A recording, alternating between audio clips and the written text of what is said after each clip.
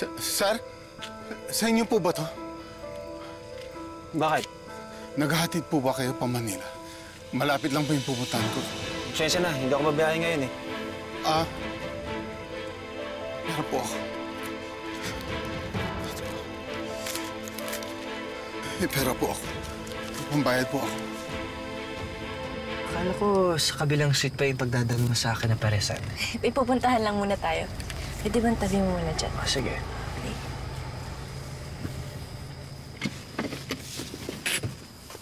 Dito nakatayo dati yung restaurant namin. Yung Mana.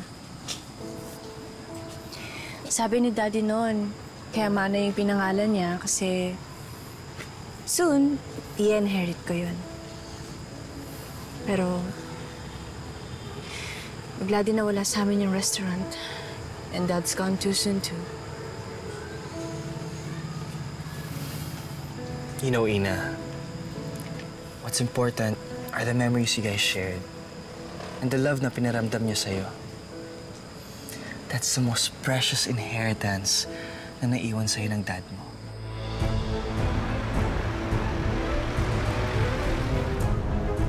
Nandito na tayo.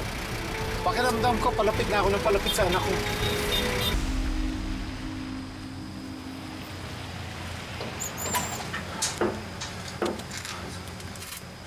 Bakit tayo minto dito? Malapit ba dito yung bahay mo?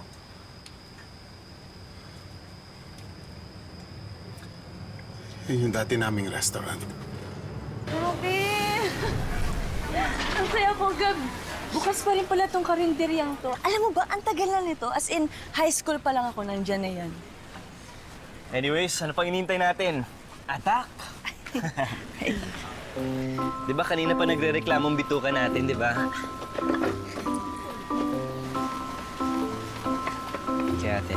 Alam mo ba, kahit na may sarili na kaming resto, lagi pa rin akong niyaya ni Daddy mag-Paris date.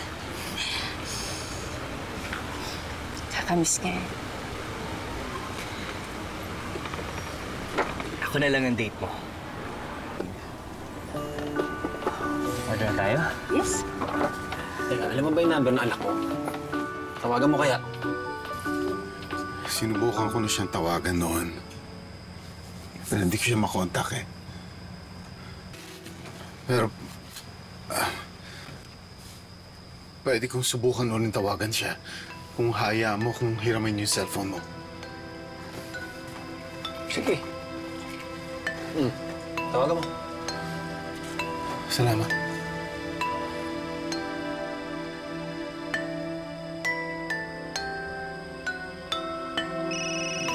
Excuse you. Hello? Yes po, this is Ina Villarason. Binibilit ko sa Shining Castle eh.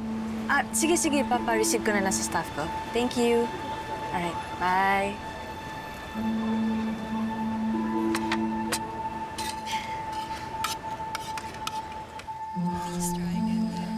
Anong nangyari? Nakontak mo ba?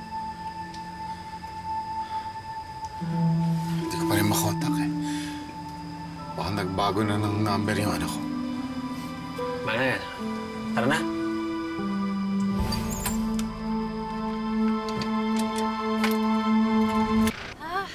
Zog!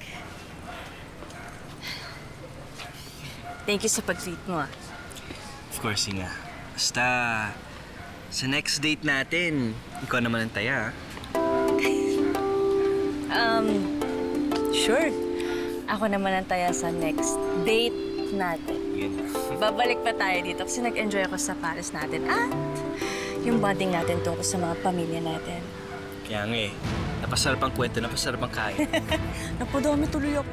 Diyos ko, alam kong kalooban niyo na makatakas ako at makarating dito para magkasama kami uli ng mga anak ko. Kaya nakikiusap ako na ituro niyo ang pinakamabilis na daan para matagpuan ko na sila. Let's go.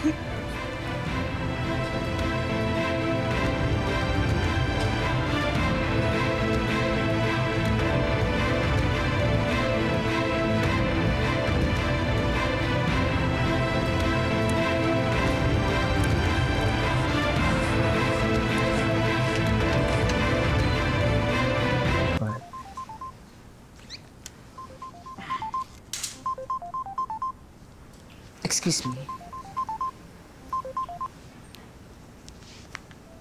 Hello. Mamaya na tayo mag-usap. Busy ako. Huwag mo na muna kasing sabihin. Hahanapin ko nga siya eh. Mas mabuti nung malaman niya. Sandali. Ano ba nangyayari dyan? Ha? Nakakastorbo kayo, ah? Lani, nakatakas si Tony! Ano? Paano nangyari yun?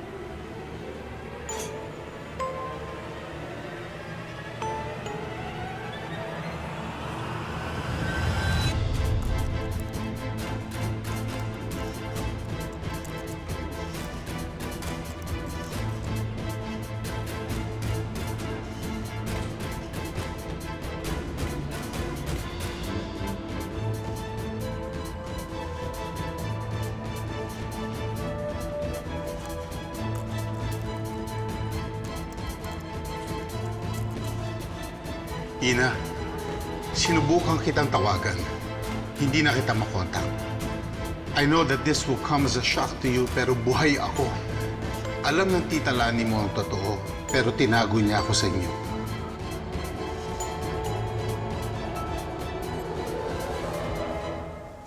What do you mean? Buhay yung daddy ni Ina?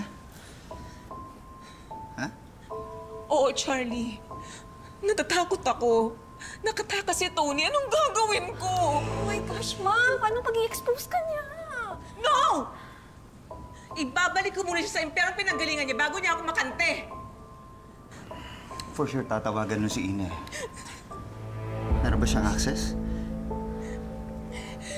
Sinabihan ko noon si Ina na magpalit kami ng phone number at mag-deactivate ng social media accounts namin. Ang dinahilan ko lang, para hindi kami mahabol ng mga pinagkakautangan ni Tony. Lani, dapat makasigurado tayo na hindi makakausap at malalapitan ng asawa mo si Ina.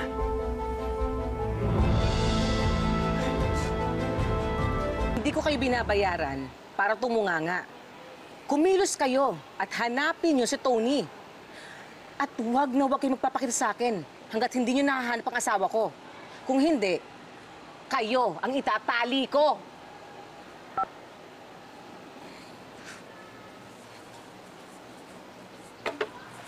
Mga walang silbi? Will you stop stalking Yuan? Hindi mo na kailangan ang lalaking yon. Kaya siguro ako naging sunod-sunuran sa inyo. Dahil nangako kayong susuportahan niyo yung pangarap kong maging kami ni Yuan. Pero bakit kailangan umabot sa ganito, Ma? Talagang tinatanong mo pa? Dahil gusto ko mabigyan ng magandang buhay. Pero lahat ng pagsisikap ko, mauuwi sa wala pag nakalapit si Tony kina Ina. At pati ang Yuan na yan, pag nalaman niya ang lahat ng ginawa natin kina Ina at Nono, lahat yun, totally mawawala sa iyo. So if I were you, tulungan mo ko. Dahil whether you like it or not, pareho nating problema to. Kung ikaw ang sarili niyang asawa, hindi mo siya makita, ako pa kaya? Hindi na siya makakastay sa dati niyang house dahil iba na yung nakatira doon. Wala na siyang ibang mapupuntahan kundi... Oh my God! Mom! Sit down. May isa pang lugar na pwede niyang puntahan. Isang place na sentimental sa kanila.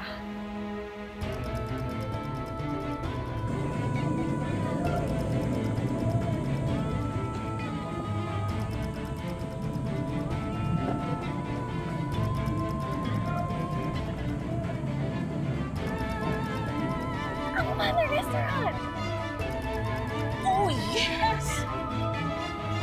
Bakit hindi ko naisip yun? Ate! No. Bakit? Kita ko, Daddy. Ha? Nakita ko, Daddy. Napanaginip ko siya. Oo nga. Hindi ko na makalimutan ngayon pala yung anniversary ng Manor Restaurant. Kaya siguro nagpakita si Daddy sa panaginip mo. Punta tayo, Mana, tapos visit tayo kay Daddy. Sige. Okay, kasigaso ka na. Samahan ko na kayo, Ina. Sige. Prepare ka na.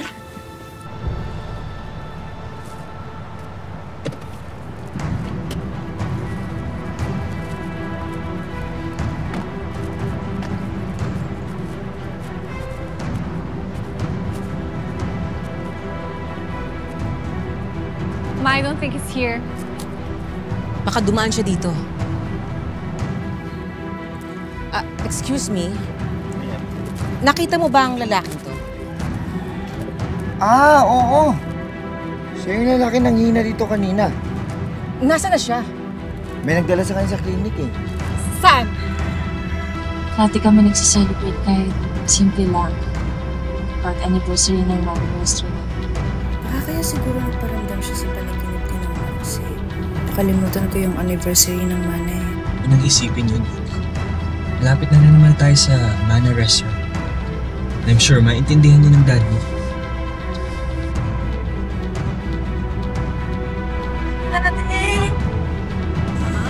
Halika na! Don't make it here! Ano ba, Amy? What the heck?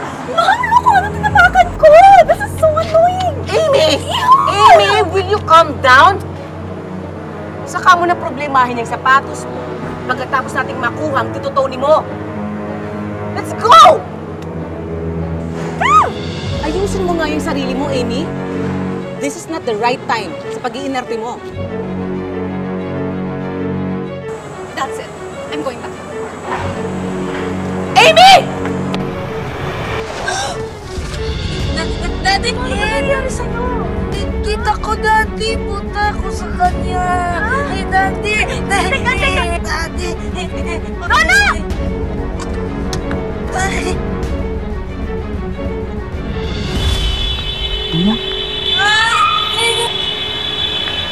Rona!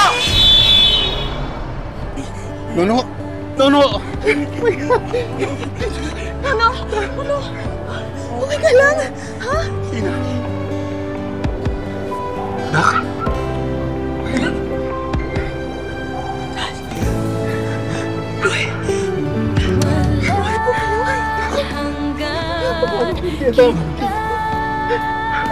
Bumalik ako dito para hanapin kayo.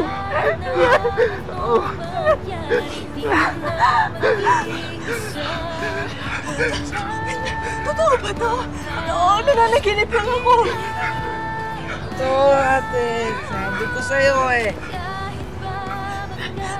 Paano nangyari to? Napahapang kwento. Ang importante, kailangan natin umalis dito. Sa kotse ka na po, Tito. Let's go. No.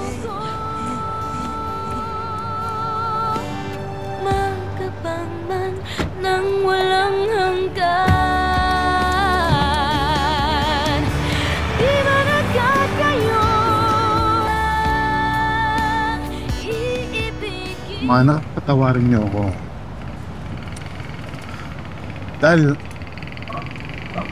yung tao na akala ko magmamalasakit sa inyo, siya pa yung nagdala sa inyo sa kapahamakan na pinahirapan pa kayo. Kaya siguro, hindi ako hinayaan ng Diyos na mamatay. Dahil kailangan ko pa tama ang lahat ng pagkakamali ko. Pero, nandito na ako ngayon. At masaya ako na makita at makasama kayo ulit.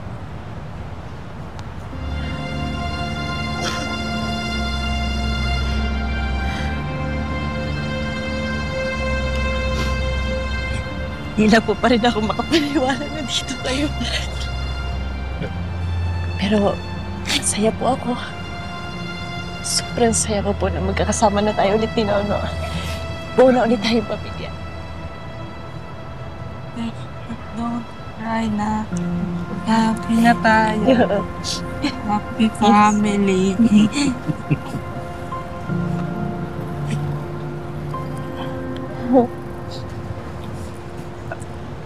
Ito po, inom muna po kayo. Gusto niyo po ba dalhin ko kayo sa ospital? Then pag okay na po kayo, iuwi ko na po kayo. Hindi, okay na. Hindi na ako kailangan dalhin sa ospital. Sige po. Dad, siya po si Yuan, abo po ni Lola Aurea. Yung kumagkup at tumulong sa akin yung ano. Gusto kong makilala yung sinasabi mong Lola Aurea. Gusto kong magpasalamat sa kanya sa lahat ng tulong na binigay niya sa inyo ni Nono. Tara na, Mama. Kain na tayo. Hindi na masarap ang pagkain pag malamig.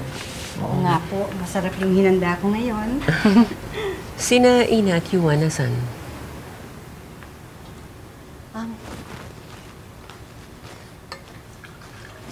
Lola. Saan kayo galing? Lola, may miracle po na nangyari. Anong miracle?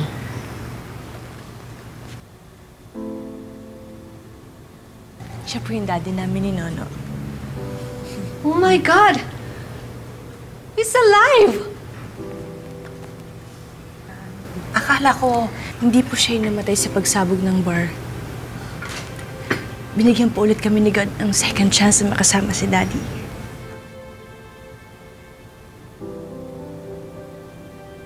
Mabuti na lang nakilala kayo ni Ina. Tatanawin ko kung malaking utang na loob ang pagtulong niyo sa mga anak ko. Tony, ang pamilya ni Ina ay pamilya ko na rin. Kaya please, huwag mo na akong uturing na iba, ha? Alam na ba ni Lani na magkasama kayo ni Ina? I don't think so. Pero kilala ko si Lani.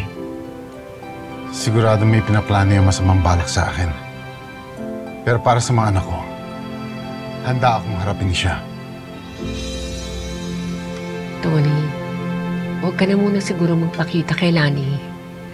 Kailangan paghandaan natin sila. Tama si Lola, Dad. Dapat siguraduhin muna natin na hindi na sila makakalaban kapag nakaharap natin sila.